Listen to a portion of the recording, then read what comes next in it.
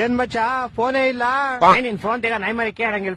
Frustration ಐತೈತ್ ನಂಗೆ. ಯಾಕೆ ಮಚ್ಚ ಏನಾಯ್ತು? ನಮ್ ಫ್ರೆಂಡ್ ಒಬ್ಬ ಗೋಳಿ ಮಗ ಬೆಳಗ್ಗೆ ಫೋನ್ ಮಾಡ್ಬಿಟ್ಟು ಮಚ್ಚ ಬೇಗ ಬಾ ಬಾಡಿ ಒಂಥರ ಆಗ್ತಿದೆ ಹಾಸ್ಪಿಟ್ಲ್ ಹೋಗ್ಬೇಕು ಅಂದ.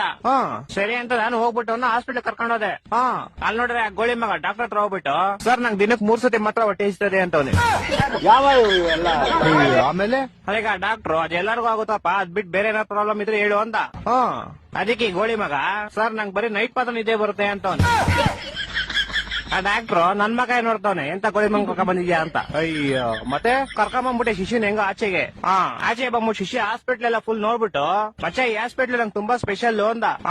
ಏನ ಸ್ಪೆಷಲ್ ಅಂದ್ರೆ ಮಚ್ಚ ನೀ ಹಾಸ್ಪಿಟಲ್ ಹುಟ್ಟಿದ್ದು ಅಂದ. ಅದ್ರಲ್ಲಿ ಸ್ಪೆಷಲ್ ಐತಂತೆ. ನಾನು ಸೇಮ್ ಕ್ವಶನ್ ಕೇಳ್ದೆಪ್ಪ. ಮಚ್ಚ ನಾನ್ ಚಿಕ್ಕ ವಯಸ್ಸಲ್ಲಿ ಹುಟ್ಬಿಟ್ಟೆ ಅದೇ ಸ್ಪೆಷಲ್ ಅಂತ. ನನ್ನ ಮಕ್ಕಳು ಒಂದೊಂದಲ್ಲ ಅದ್ ಬಿಡಪ್ಪ ಹೋಗ್ಲಿ. ಮಚ್ಚ ಹುಟ್ಟಿದ ತಕ್ಷಣ ನಂಗೊಂದ್ ಸೀಕ್ರೆಟ್ ಗೊತ್ತಾಯ್ತು ಅಂದ. ಏನ್ ಸೀಕ್ರೆಟ್ ಅಂದ್ರೆ ಮಚ್ಚ ಹುಟ್ಟಿದ ತಕ್ಷಣ ನೋಡ್ತೀನಿ ನೋಡಿದ್ರೆ ನಮ್ಮ ಅಮ್ಮ ಲೇಡೀಸು ನಮ್ಮ ಅಪ್ಪ ಜೆಂಟ್ಸು ಅಂತ. ಹೊಟ್ಟೆ ಎಷ್ಟು ಉರ್ಸ್ತಾವ್ರು ನೋಡಿದ್ರೆ. ಮಚ್ಚ ಬಂದ ತಾಳ ಅವನೇ ಬಂದ. ಮಚ್ಚ ಏನ ಮಚ್ಚ ಗಾಡಿ ಏನೋ ಪ್ರಾಬ್ಲಮ್ ಆಗ್ಬಿಡೈತ್ ಮಚ್ಚ. ಏನಾಯ್ತಾ? ಮಚ್ಚ ಗಾಡಿ ಓಡಿಸಿದ್ರೆ ಟೈರ್ ತಿರುಗ್ತೈತೆ ಮಚ್ಚ.